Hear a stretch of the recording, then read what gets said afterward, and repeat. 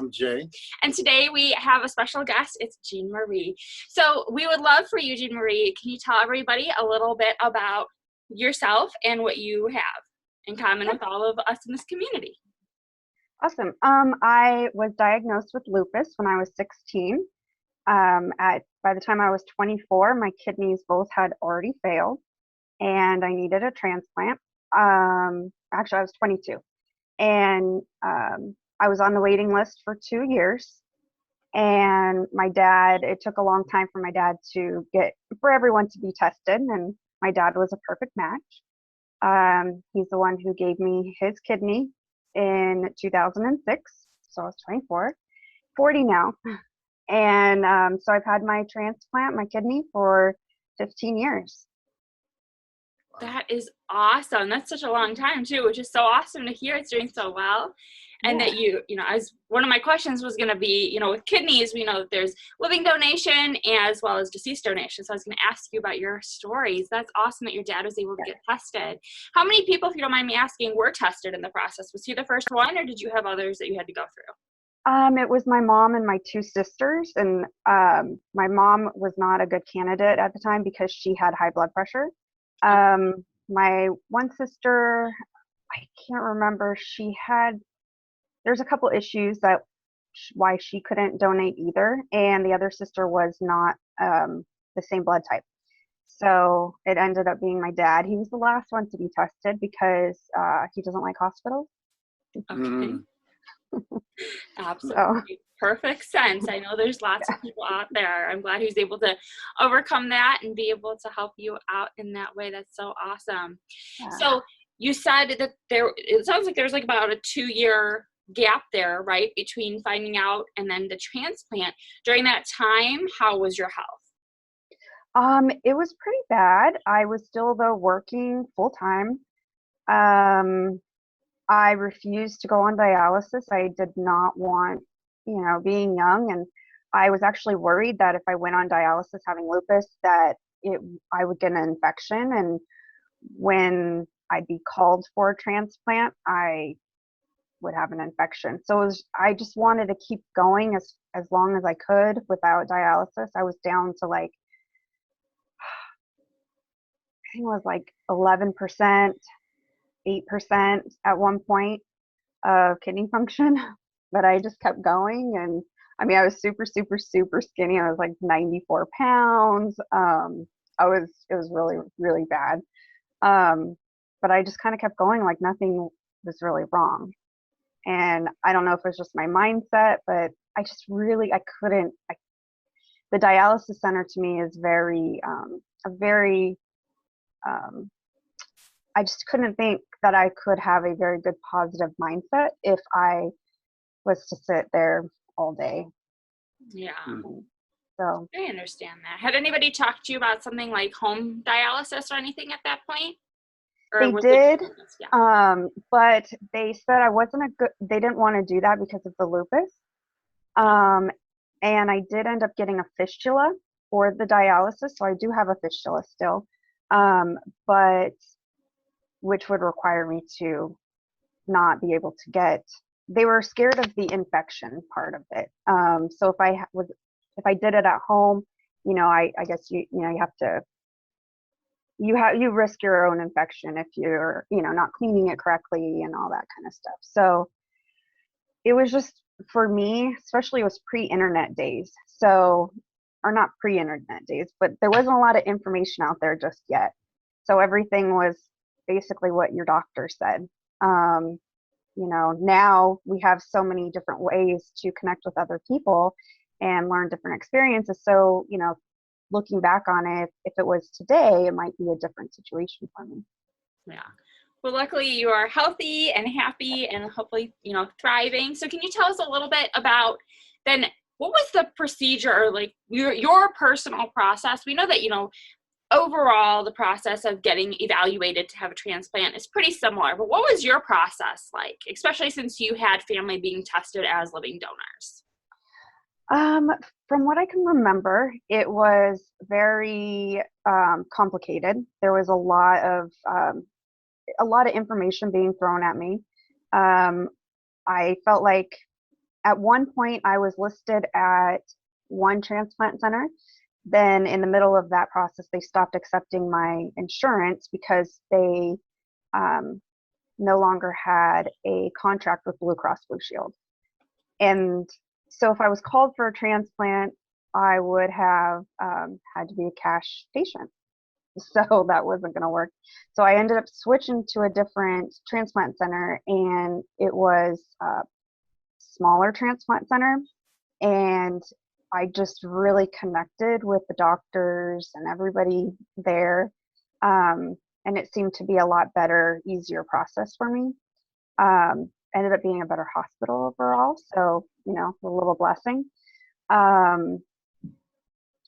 And it wasn't so much, I don't really, I'd say, recall all of that whole process because I was still, I don't know, just young or like lost in the shuffle of things. It was wasn't thankfully a long time ago too, so yes. It makes it a little bit more difficult to remember. Yes. So I don't have like a super traumatic experience. I don't have like a good experience. Like I don't have a good feeling about it, like remembering it. It's what came after, I would have to say, was probably the biggest adjustment of my entire life that I wasn't prepared for. And I can't wait to hear that. But one quick question, since we were just talking about your center and how much that second center you connected with and everything went really well. Do you mind telling everybody where that was? Yes, it's Scripps Green in Torrey Pines in La Jolla.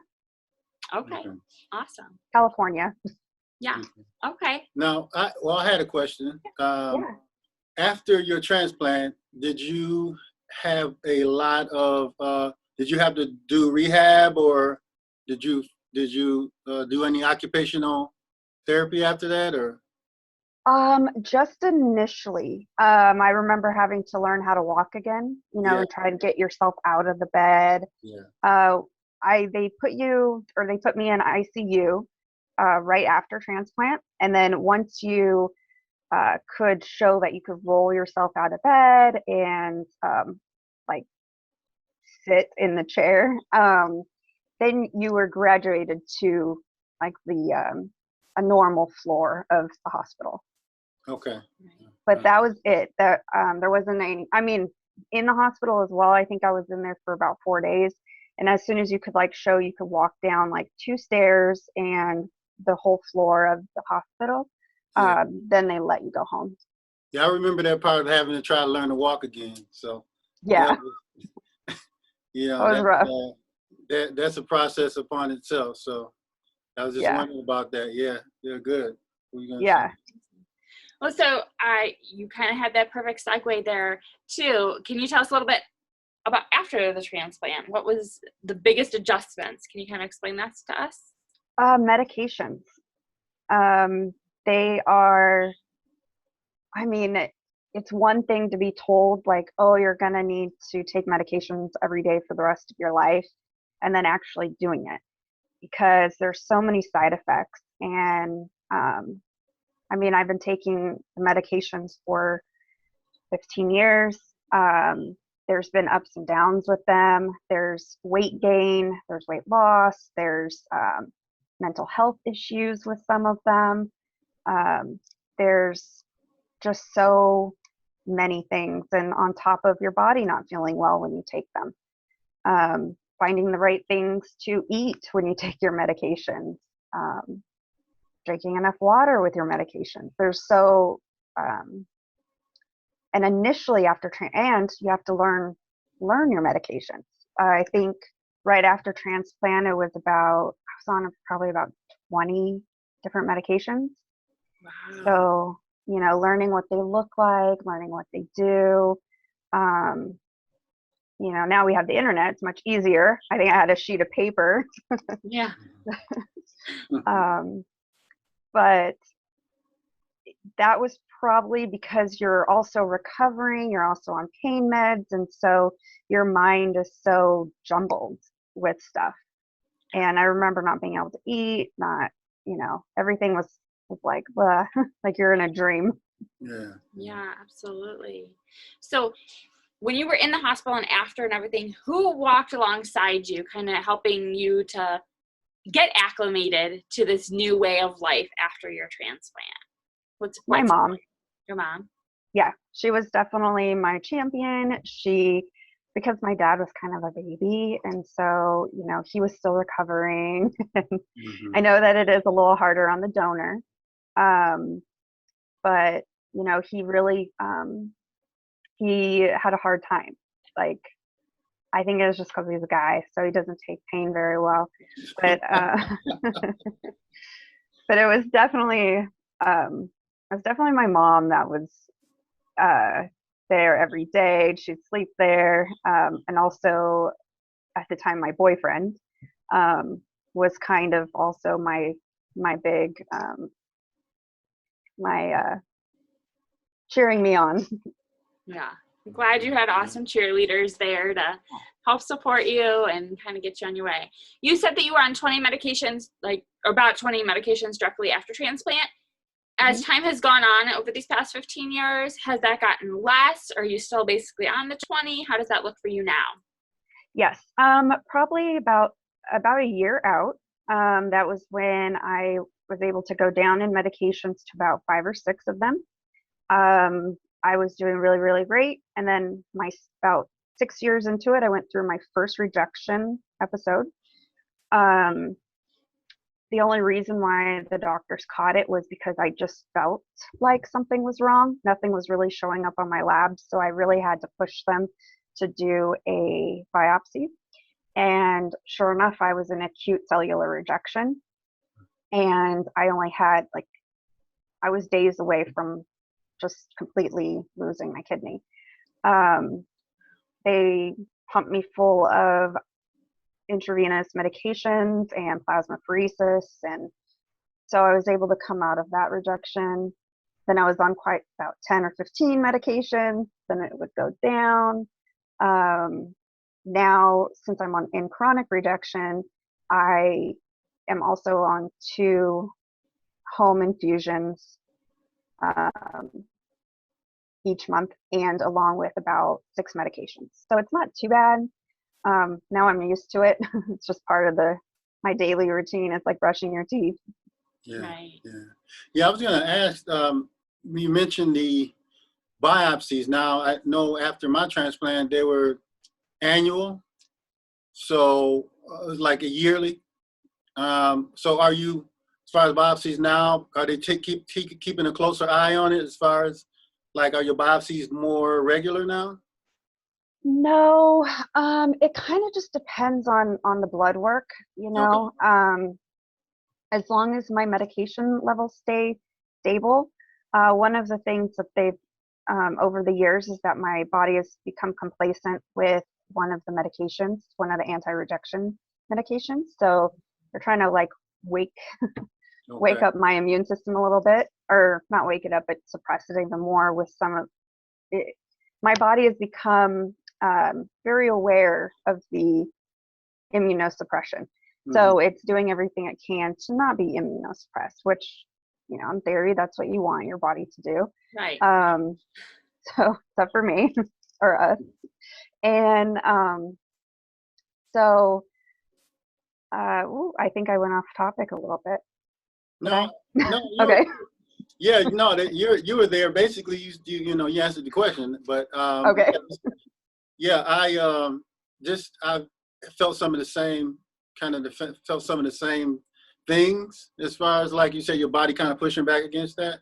So yeah, that's I think that's a natural thing as well. So yes, I would and also I wanted to say is that the most important part of this that I wish that I would have someone would have told me when I first started is that you need to be your own advocate and just learn as much as you can, and your doctors are your partners, not necessarily they're human too. And so I write everything down. I learn as much as I can. I read medical journals as much as I can because I want to be a partner in my care. yes. And so, even with my diet and with exercise and all of that, I try to do as much as I can so I don't have to take any kind of medications and all that. that takes a lot of time and effort on your part, which is awesome that you do that. Yep. Can you tell me a little bit? So we talked a lot about transplant and how that all has affected you.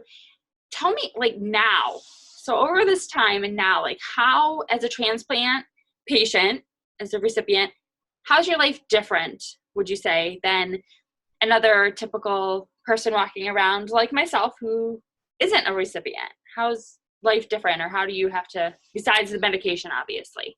Yeah. There are so many days where I get upset that this is my life.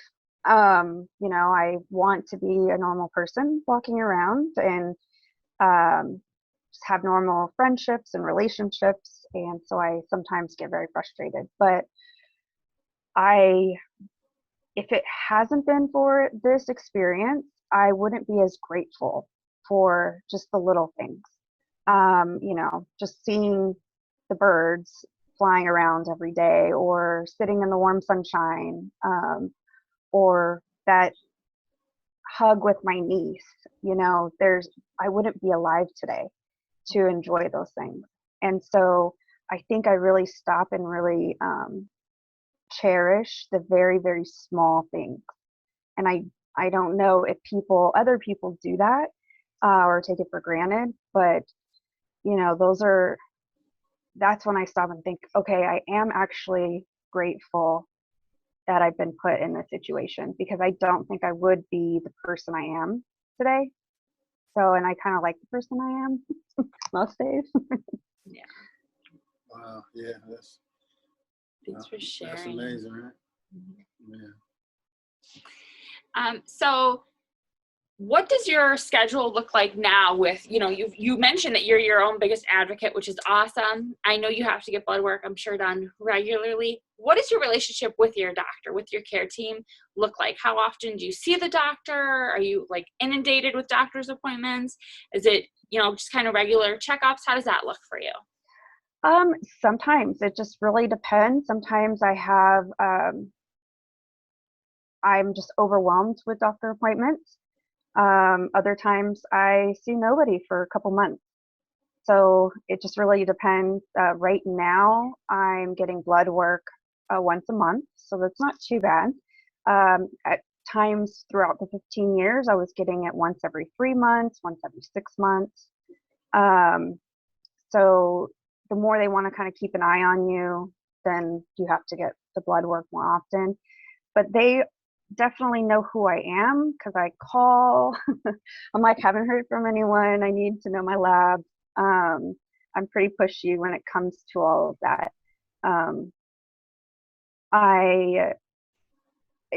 They're my partners, like they're my, let's say, I probably know them just as well as some of my friends.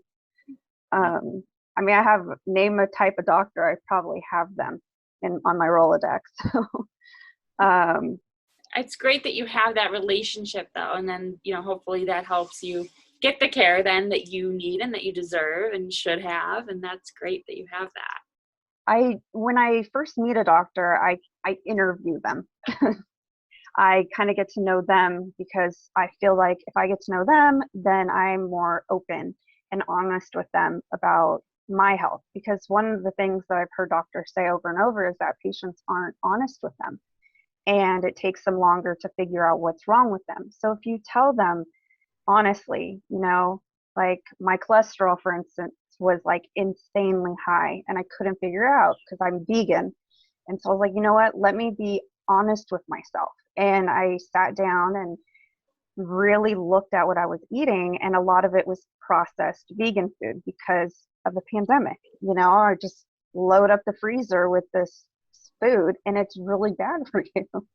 And so, when I was really looking at it, and honestly, I was like, okay, here's what's wrong. And so people don't do that all the time.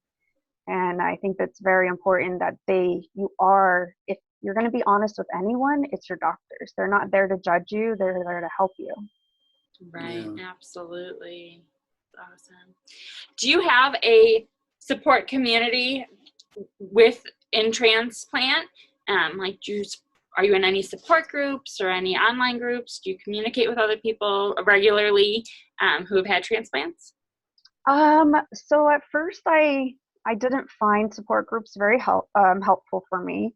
I just felt like it was very people were just complaining instead of um, like doing, actually acting on, the issues. But then for a while, I thought that I knew everything, that I was the know-it-all. I was like, what can someone teach me? I've been through it all. I've had all the viruses. I've had, but then I was or I am an ambassador for, it's called Life Bulb. And they have a website they just launched called Transplant Life. And um, it's now just like an online community where you can ask questions, like, just about transplant. And it's really made me realize, like, no, I can actually learn so much from so many people. And no matter what, outlooks or exercise, diet, new transplant methods or medications, and there's so much out there to learn. So that's kind of what made me more humble. I think we all kind of feel like you after going through something that's traumatic and, having to study up on it, research it, talk to doctors. And so, and experiencing it, it's one thing to theoretically read something, but when you've actually gone through it, it gives you a different perspective, and you're feeling like, well, hey, I've been through it, so I know what know what I need to do. But learning that there's a greater community out there, and it actually gives us, they're more of a support group at large almost, because like you said, there may be different things that they've tried, they found work for them that we can implement, and so forth, and so forth and so on. We can share information like that. So, it's and also for me, it was comforting knowing that I just wasn't alone in what I was going through. So that helps a lot. Yes. Yeah, I go through like these like kind of waves of like, I know everything, to okay, I need to connect with people that are like me. Because I think sometimes, personally, I try so hard to be a normal person, and I'm not. I'm a special person. Yeah. And so, it is very nice to be able to hear other people like celebrating like little wins for the week, or and too with the lupus, I forget that I have lupus, and I can't keep up with everybody sometimes. Yeah, exactly. How easy or difficult would you say it is for you when you're out in public or meeting new people, new friends, things like that, to talk about your transplant, or even just acknowledge to them that you are a patient? It's pretty easy. I've heard many different things where people don't like to hear about it, because it makes them feel bad, and so there's been times in my life where I'm very quiet about it. But now I just feel like I need to start being more of an advocate, and um, getting the word out there and using my voice, because um, there's just so many people out there that need transplants, and you never know who can be a donor and who wants to donate. And so I want it to be more of a positive thing than this quiet negative thing. But I will say that because I'm very single, that it's hard to bring it up in a conversation when you're on a date, because I feel broken. So, you don't want to meet somebody that you're going to date for them to think that you're broken, So that's still something I still need to kind of get over. But I'm generally pretty open about my transplant, because it's my every single day life. I eat my breakfast at the time that I need to take my meds. I need to take my meds at night too. And people ask why I went vegan, and the reason was because of my transplant. And So, it's just part of me. It's just who I am. It's as if my hair is brown and my eyes are green. I have a transplant.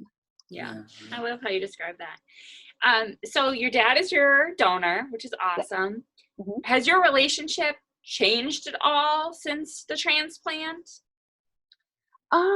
He's probably more bossy and more, when I say bossy, he's like, make sure you're taking care of my kidney. He's, I feel like, even more protective. So, he's just like, are you sure you're going to do that? And where my sisters, he doesn't care that much. So, I think that's just part. We were already pretty close, so I don't think that part has changed any. Mm-hmm. I'm very independent, so kind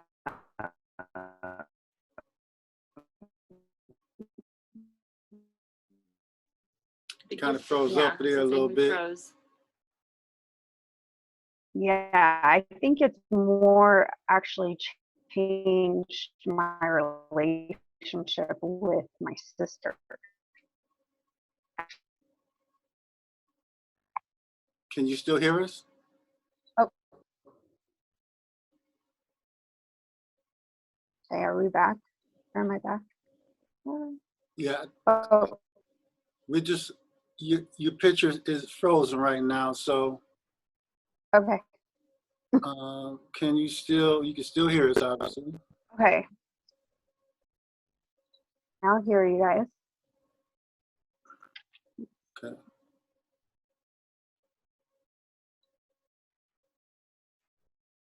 I have pretty good internet. We can hear you. You just froze up. Do you see us moving or no? Yes, I can now see you guys moving. Okay. Let's try something in here.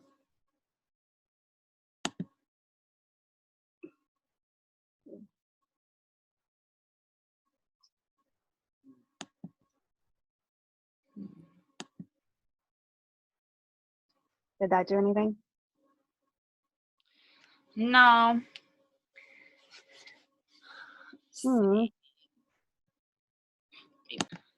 Okay, great. I love technology. It makes it so nice that we're able to communicate with each other, and sometimes those glitches though. Sorry. So you were talking about your sisters. Yes. So I feel like it's been really great for one, and then not so much with the other one, because the attention part of it, they feel like I get too much attention.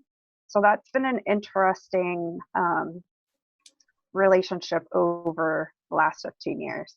Yeah, I can imagine. Where are you guys in age order with that? I'm the oldest, and then I have my middle sister. The middle sister were probably the closest, and then my youngest sister. So that's been definitely very interesting. Siblings are interesting anyway. Yes, absolutely. Absolutely. We both have a few of those between us, and we can attest to that as well. Yeah. So can you tell me, so what would you say was the worst part of your transplant process or since?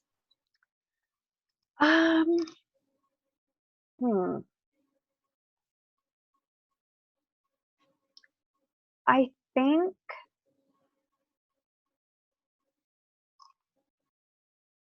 just rejection episodes.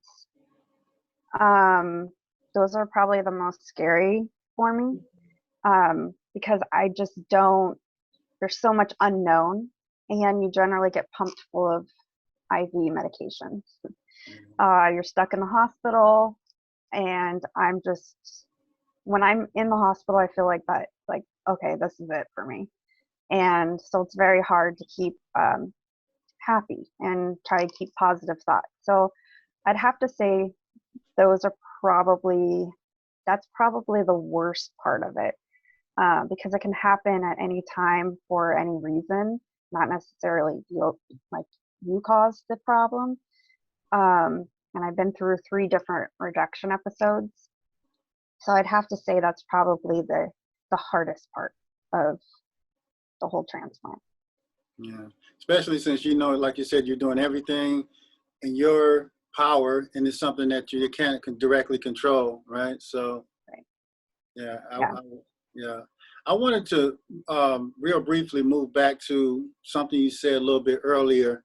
How you said now you find yourself advocating more, and I think you said, and you mentioned rightfully that it can be scary, and like you bring it up to people, and sometimes it's a downer situation. But I think this is great that we can advocate like this, because maybe it doesn't affect them now, but who knows, a year down the road, 5 years down the road, or whatever, it may affect them personally or a family member. And it's, at this point, you can be a resource to somebody at that point as well. So what doesn't affect us right now, we may think, oh, well, this is something that, doesn't concern me, or, this is something I never think about. But when you go through it, when you actually go through it, that's when it becomes relevant, So I think it's great to, just live in your truth and advocate, like you said, you were doing, and obviously what we're trying to do. So just wanted to add Yeah. that.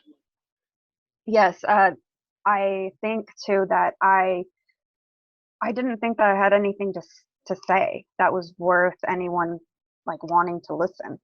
And so, but so I'd post some things here and there, especially on Instagram, and I was like, oh, people, I hope don't think that I'm complaining.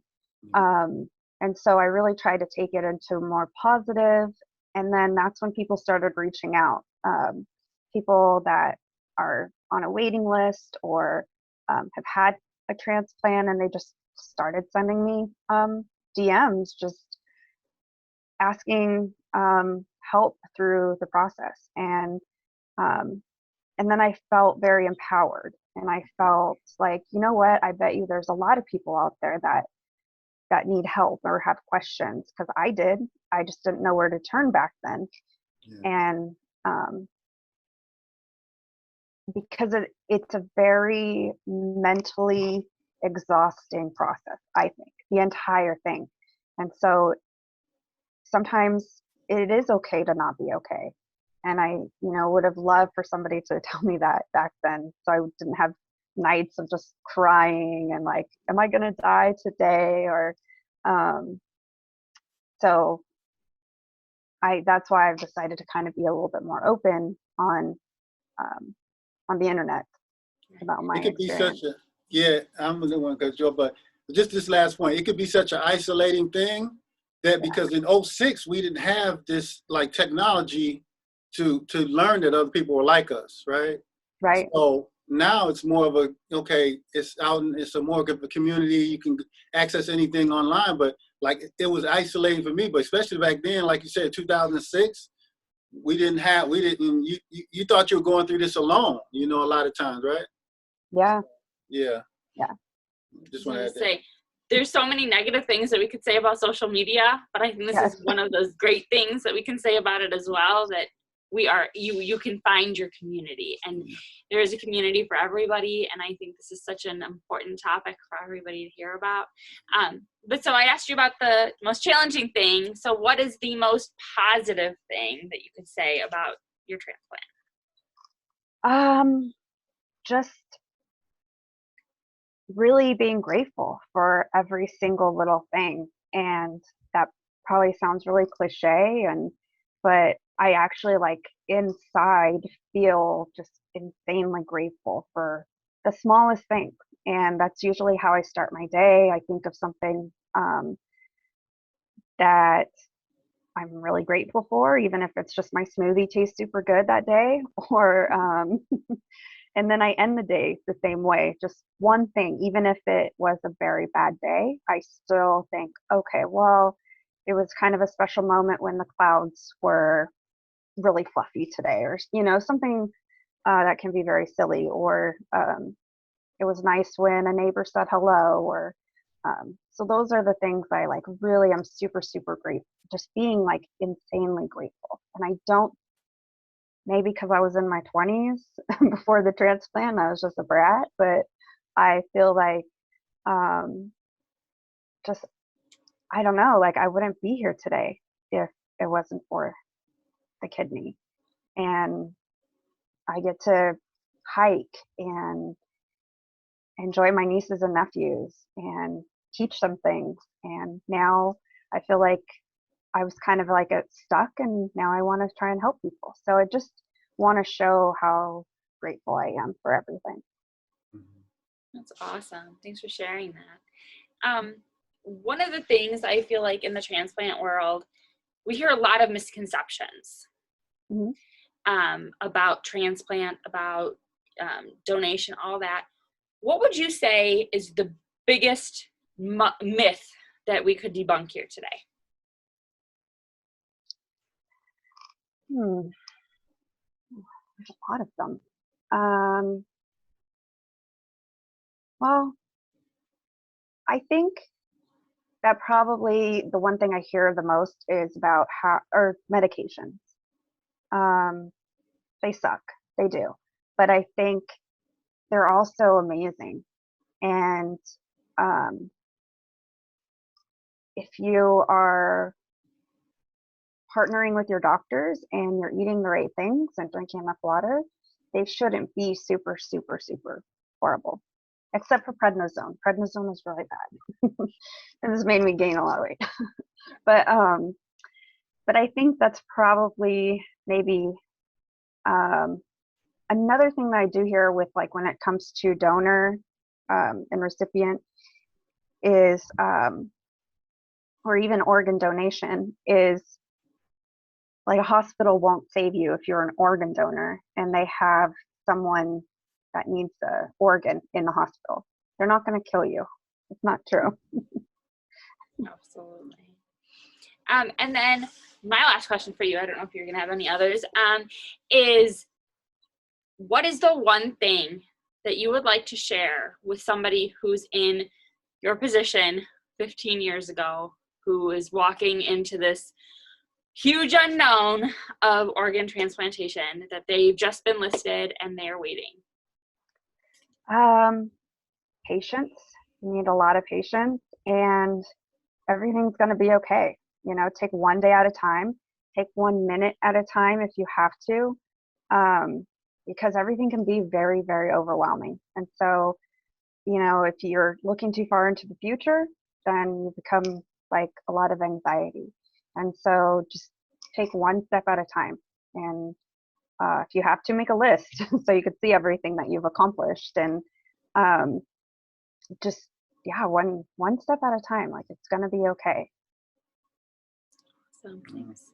You actually took my question. So, but yeah. So do you have anything else that you would like to share with us today that we didn't touch on? No, I feel like I was rambling. No, I think it was awesome. I am so glad that we had you on today. So yeah. I want to thank everybody for watching today. I hope that you learned something. Jean Marie, thank you so much for sharing your story with us. It was amazing to have you and hear about your journey and how well you are doing. And I hope that you all will join us next time on Lifers TLC. And we hope you have a great day. Again, I'm Laura. This is Jay. And thank you, Jean Marie. Thank you. Thank you. Thanks for joining us today. Make sure to like and subscribe so you don't miss our next guest. We need your help to spread support and awareness for organ transplant and donation. Please share this video and channel with your friends. Tell someone something that you learned or heard from today's guest. Get in touch with us if you'd like to join us as a guest. See you next time. Peace.